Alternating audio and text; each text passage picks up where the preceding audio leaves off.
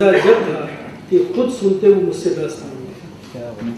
मैं निवेदन करूंगा डॉक्टर श्याम जी से कि वे अपनी दास्तान खुद बयां करें और हमें बताएं जो चीज़ें कही गई हैं वे कहाँ तक सच है और कहाँ तक सच हो सकती है। डॉक्टर श्याम साहब और इस पुस्तक पर इतने सुंदर विवेचन करने वाले डॉक्टर नीलम रानी जी प्रयास से आज सब हम यहाँ बैठे। मैं आप सभी का हृदय से आभारी हूँ। आप तीनों की तो कहानियाँ पढ़ पढ़ कर के हमने लिखना सीखा, इसलिए मैं क्या कहूँ, क्योंकि बहुत पहले से जब आप तीनों लोग थे कमलेश्वर जी, तब से मैंने पढ़ना शुरू किया। उससे पहले तो चंद्र, यानी सब अपने दुख दर्द और ईमानदारी से बताता हूँ कि कहानियाँ सच्ची कहानी, सिर्फ एक कहानी को छोड़कर अंग्रेज लिया और वो सब कहानियाँ मेरी झोली में डाली। अब मुझे जो लिखना आता था, जिस तरीके से मैंने सुना, इसलिए वो मैंने मैं के हिसाब से लिखी कि मुझे लिखने की कोई ट्रेनिंग नहीं, पढ़ने की सिर्फ रही। साहित्य मैंने यानी भाषा 8वीं तक पढ़ी, पंजाबी, हिंदी और संस्कृत। अंग्रेजी उसके बाद चिकित्सा क्षेत्र में पढ़नी पड़ी, तो जो कुछ भी पढ़ा अंग्रेजी में पढ़ा, लेकिन साहित्य मैं आज तक पढ़ता रहा हूँ, पाठक। और इसीलिए यहाँ निदेशक पद पर आने के बाद मैंने पहली बार किसी भी अकादमी ने जो नहीं किया, पाठक पुरस्कार आरंभ किया, एक नेशनल लेवल पर और एक हरियाणा लेवल पर, कि उसमें पाठक को 10 पुस्तकों की साइनोप्सिस और 25 खत जो उसने लेखक को लिखे होंगे उसकी फोटो भेजनी पड़ेगी, तो उन्हें 21-21 हज़ार के पुरस्कार दिए जाएंगे। क्योंकि मुझे लगा कि पाठक बहुत जरूरी है। दूसरा काम जो अभी 3 वक्ताओं ने कहा कि मैं अपना नर्सिंग होम छोड़ के आया और वो आरंभ किया, उसका मुझे लगा कि मेरी पीढ़ी दोषी है बच्चों को कैरियरवादी बनाने।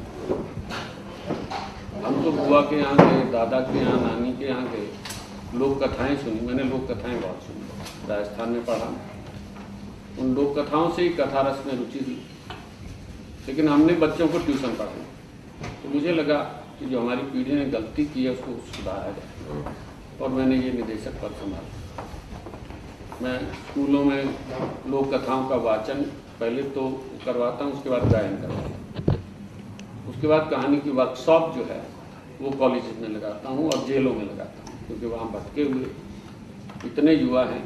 कई जैसे भौंसी जेल है, उसमें लगभग 2500 अंडर ट्रायल थे और सब के सब 25 साल से नीचे, तो बड़ी भयावह स्थिति। जहाँ तक कहानियों की बात है, जो अल्पना मिश्र जी ने बात कही, मैं उसी को पढ़ना चाहूँगा जो आमुख मैंने लिखा है कि मैंने कहानियाँ लिखना कैसे आया।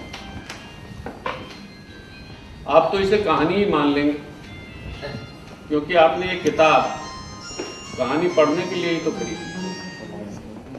इस तरह आप अपना वक्त काट लेते हैं, सफ़र काट लेते हैं। नींद ना आने पर भी आपको कहानी की आवश्यकता होती है। कहानी एक ऐसी चीज़ है जिसमें आप अपना सुख दुख पढ़ लेते हैं, और जो आप नहीं कर सकते वो कर भी लेते हैं। मसलन आप प्यार करते हैं या करते थे, आपकी बड़ी इच्छा थी कि आप अपनी पसंदीदा लड़की के साथ घर बसाएं, लेकिन समाज आड़े आया, कहता है आपको चाहिए था कि उस लड़की को लेकर भाग जाते। आपकी दिली तमन्ना भी उस वक्त कुछ ऐसी थी,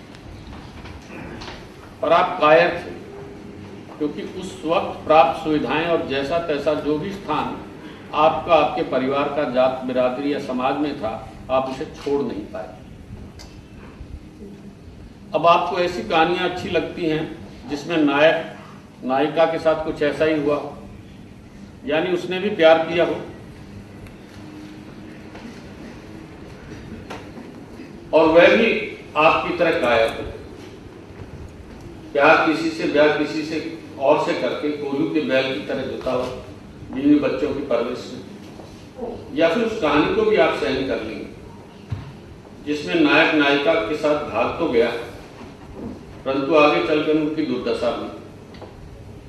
यानी लड़की कोर्ट कचहरी के बाद वापस माँ बाप के पास आ गई, या फिर दोनों मरीज सहते सहते एक दूसरे को कोसते कोसते बुढ़ा गए। लेकिन कहानी के कई और अंत भी हो सकते हैं जो शायद आपको सहन हो। मसलन लड़का लड़की भाग गए, समाज और दुनिया को ठेंगा दिखाकर बड़े आराम से जिंदगी काटने। उनका प्यार शादी के बाद भी पहले जैसा निभाया, माँ के हाथ के बुने स्वेटर जैसा निभाया। ऐसे में आप खुद को ठगा महसूस करें, यानी जिंदगी ने आपको ठगा, समाज ने आपको ठगा, उस लड़की ने भी आपको ठगा जो आधी रात लोक लाज माँ बाप को छोड़कर आपके पास आई और आपने जब भाग चलने से इनकार कर दिया था तो चुपचाप अपने घर जाकर सो गई। फिर माँ बाप द्वारा पसंद किए गए अपनी जाति व हैसियत के बंदे की पत्नी बनकर दूसरे शहर में रह रही है, और वो जब भी शहर में आती है तो उसका भरा भरा बदन आपकी यादों के जख्म को कुरेद जाता है और आप जमाने को बेवफाई की दुहाई देने।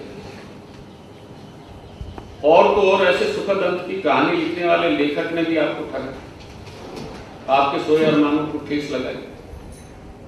उसको क्या हक था ऐसी कहानी लिखता?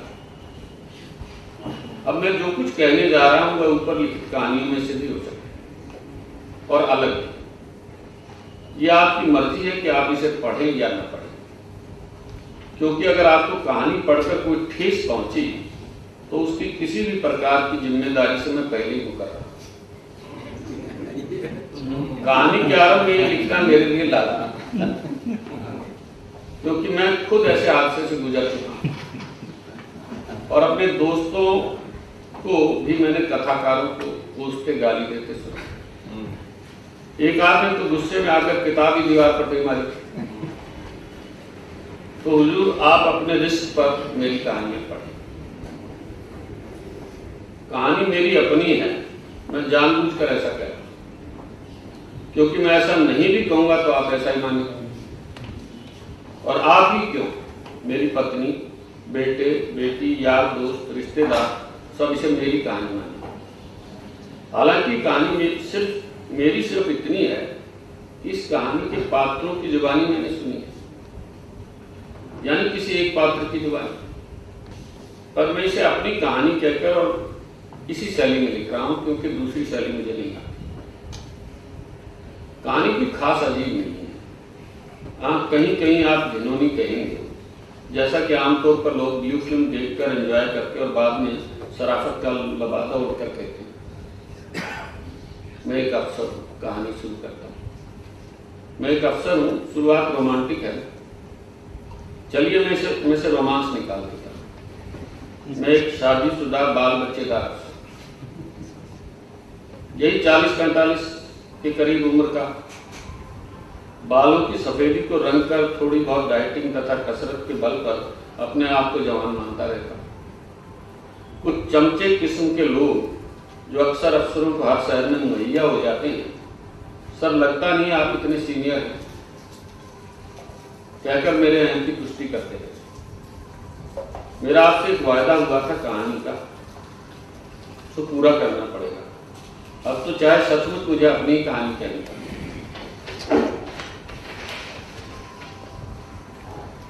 वैसे भी हर लेखक आमतौर पर अपनी ही कहानी कहता है।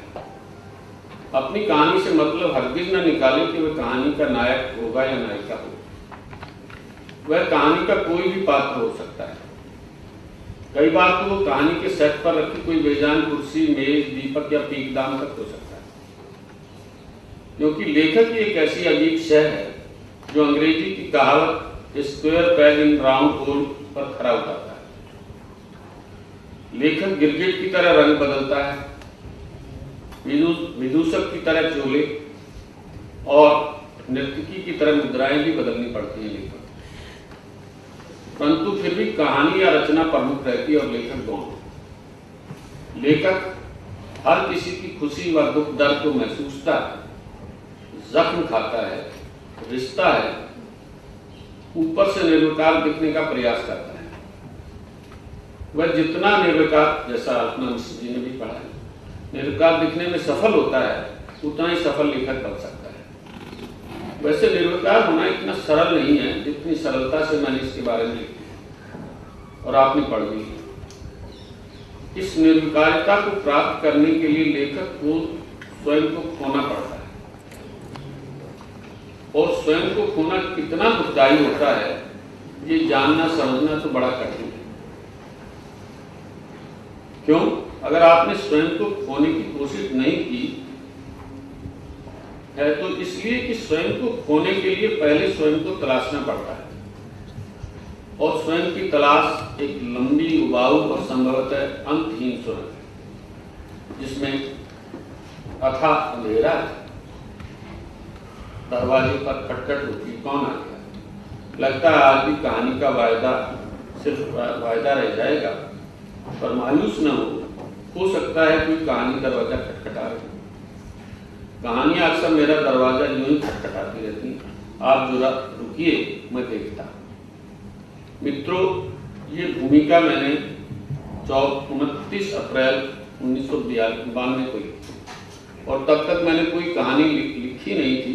मैं कहानी लिखने की सोच रहा था, और मैं वाकई करता था कि मैं कहानियां लिखूंगा तो जैसे आज